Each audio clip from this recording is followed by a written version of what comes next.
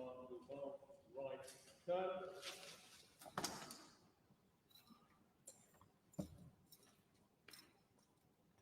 And while dressing by the center, left and right dress. Move further up the left.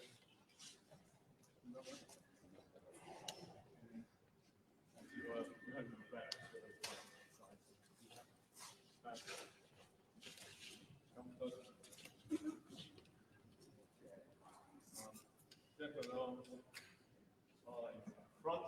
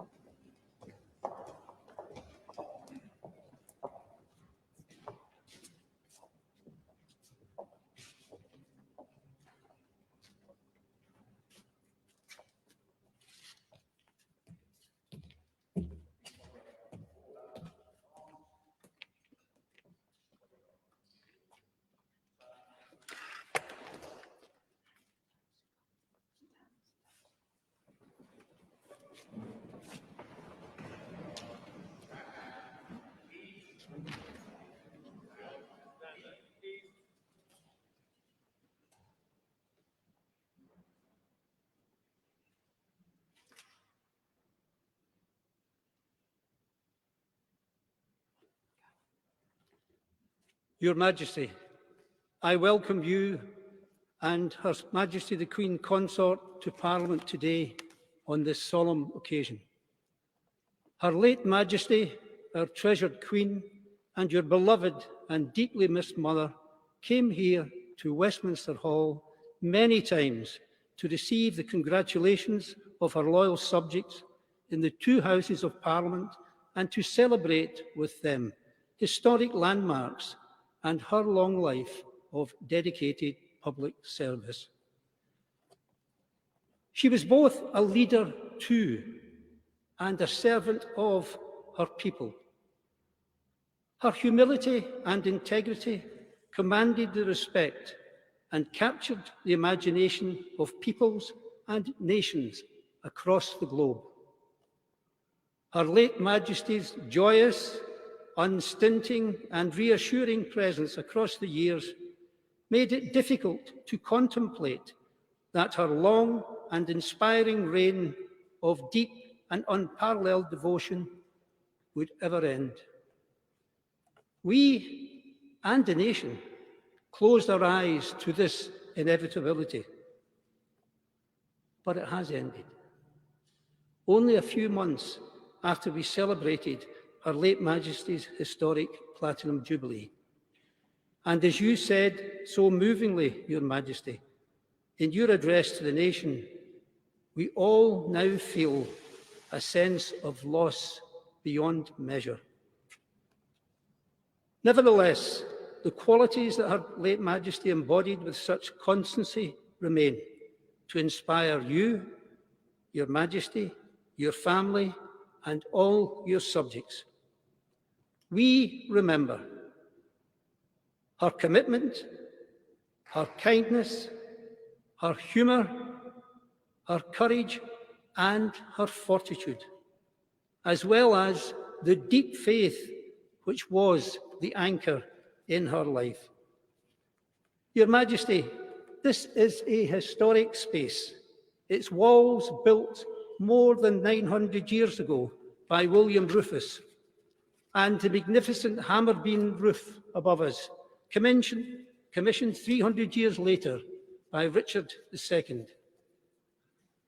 Since medieval times, much of our national story has taken place within these very walls, from civic gatherings to coronation banquets to the centuries during which this hall was at the heart of our legal system. But this ancient hall is a living space, and like our great nation, it continues to evolve. In 2012, Her late Majesty came to Westminster Hall to mark her Diamond Jubilee, and we saw the unveiling of the splendid memorial window, commissioned by both members of Parliament's Houses, which now graces the north wall of this historic space.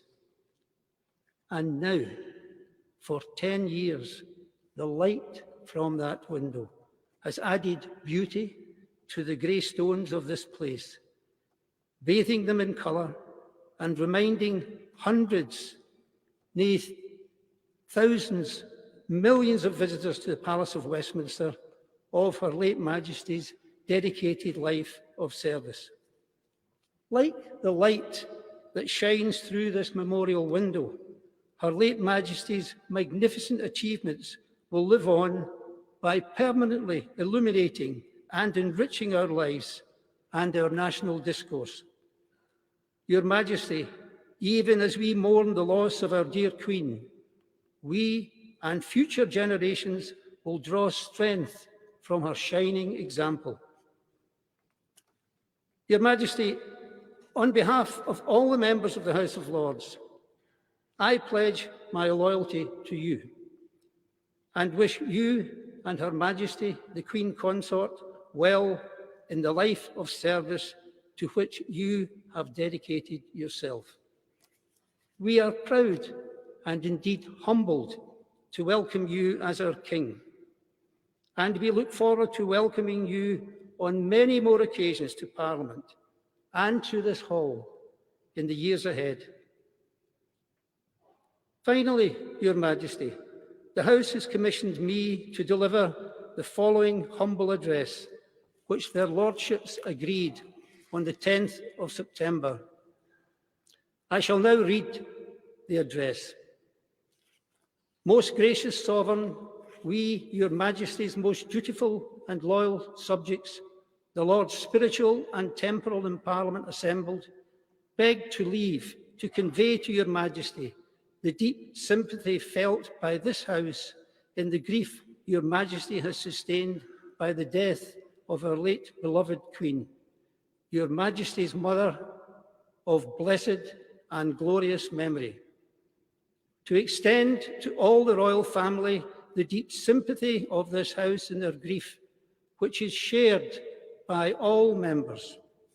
To assure your Majesty that the example of selfless public service which our late Sovereign displayed over her reign of 70 years, her untiring endeavours for the welfare of her peoples, and her fortitude in adversity will ever be held in reverent, affectionate, and grateful remembrance.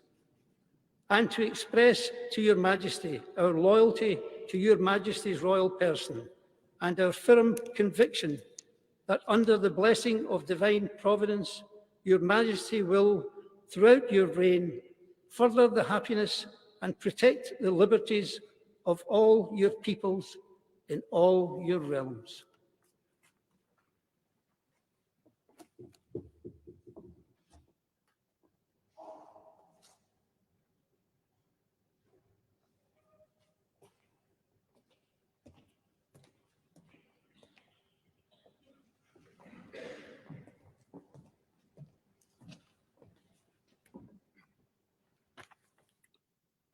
Your Majesty, let me repeat our welcome to you and to Her Majesty, the Queen Consorts.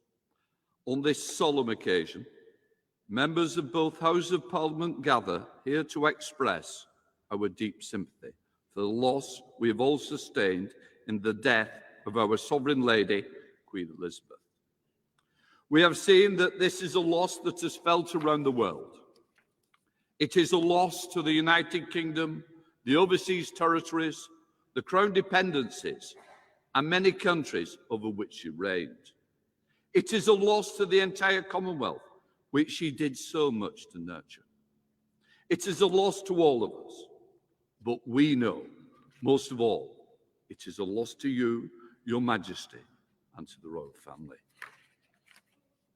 Newspapers have been filled with photographs of Her late Majesty since the news broke. The most touching have been the glimpses into the family life which we usually kept sheltered from public view. Deep as our grief is, we know yours is deeper. We offer our heartfelt sympathy to you and all the royal family. We know that there is nothing we can say in the praise of our late Queen, your mother, that you will not already know. Over the past days, members of the House have spoken of their encounters with Queen Elizabeth. They have spoken of her sense of duty, her wisdom, her kindness, her humour, how she touched the lives of hundreds of thousands of their constituents in her visits to every part of this country. Their words have been heartfelt. She sat in this historic hall, as you sit now on many occasions. Some of those occasions were to celebrate milestones in her own reign. The addresses to celebrate her silver, golden, and diamond jubilees shared a common thread, that our constitutional monarchy is a symbol of stability in an ever-changing world. As Speaker Boothroyd said, Queen Elizabeth's wisdom and grace demonstrated for all to see the value of a constitutional monarchy in securing the liberties of our citizens and the fundamental unity of this kingdom and the Commonwealth. On other occasions, our late Queen was here to mark the historic moments, such as the 50th anniversary of the Second World War, a war in which she herself served in the armed forces. And in 1988, we celebrated the 300th anniversary of the revolutions of 1688 to 1689. It is perhaps very British to celebrate revolutions by presenting an address to Her Majesty. But those revolutions led to our constitutional freedoms, set out the foundation for a stable monarchy which protects liberty. In your first address to the nation, you recognized your life would change as a result of the new responsibilities. You pledge yourself to uphold constitutional principles at the heart of our nation. These are weighty responsibilities, as the early Queen Elizabeth said in her final speech to parliamentarians.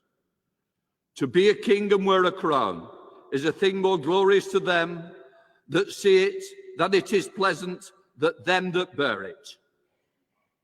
We know you hold the greatest respect, the precious traditions, the freedoms and responsibilities of our unique history and our system of parliamentary governance. We know that you will bear those responsibilities which fall to you with the fortitude, dignity demonstrated by Her late Majesty. When the House met at the Accession Council, my first symbolic act was to make the oath to be faithful and bear true allegiance to Your Majesty, King Charles. And so it is my duty to present our humble address to you, our new King, to express both our sorrow and loss of our sovereign lady and our confidence in the future in your reign.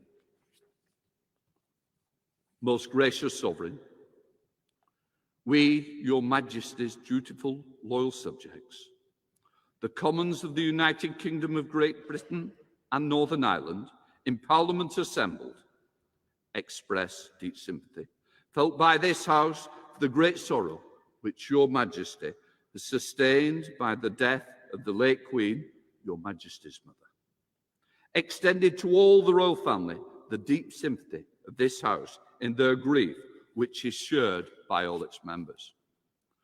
Assure Your Majesty that Her late Majesty's unstinting dedication over a reign of over 70 years to the service of our great country and its people, and to the service of the countries and the peoples of the rest of the wider Commonwealth, which will always be held affectionate and grateful remembrance.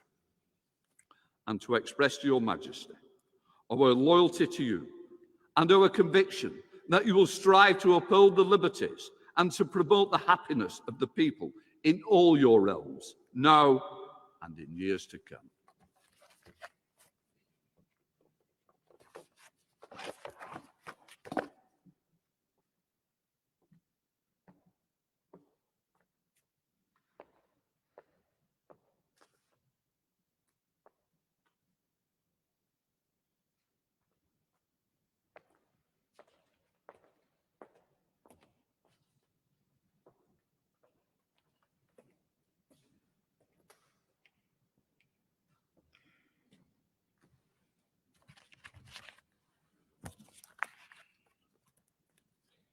My Lords and members of the House of Commons, I am deeply grateful for the addresses of condolence by the House of Lords and the House of Commons, which so touchingly encompass what our late sovereign, my beloved mother, the Queen, meant to us all. As Shakespeare says of the earlier Queen Elizabeth, she was a pattern to all princes living.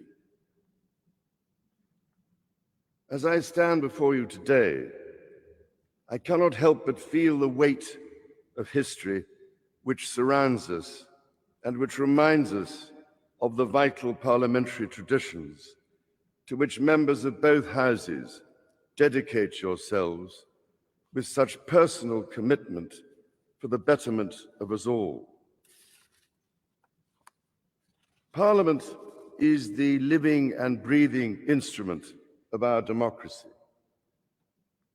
That your traditions are ancient, we see in the construction of this great hall, and the reminders of medieval predecessors of the office to which I have been called, and the tangible connections to my darling late mother we see all around us, from the fountain in New Palace Yard, which commemorates the late Queen's Silver Jubilee, to the sundial in Old Palace Yard for the Golden Jubilee, the magnificent stained glass window before me for the Diamond Jubilee, and so poignantly and yet to be formally unveiled, your most generous gift to Her late Majesty to mark the unprecedented Platinum Jubilee, which we celebrated only 3 months ago, with such joyful hearts. The great bell of Big Ben, one of the most powerful symbols of our nation throughout the world, and housed within the Elizabeth Tower, also named for my mother's Diamond Jubilee, will mark the passage of the late Queen's progress from Buckingham Palace to this Parliament on Wednesday.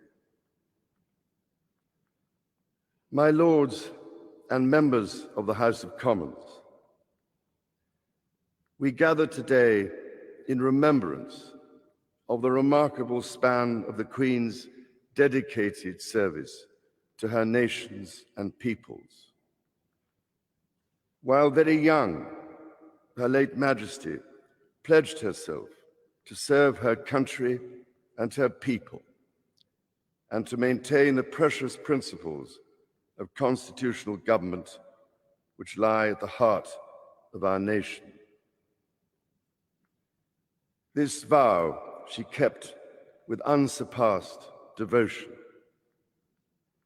She set an example of selfless duty, which, with God's help and your counsels, I am resolved faithfully to follow.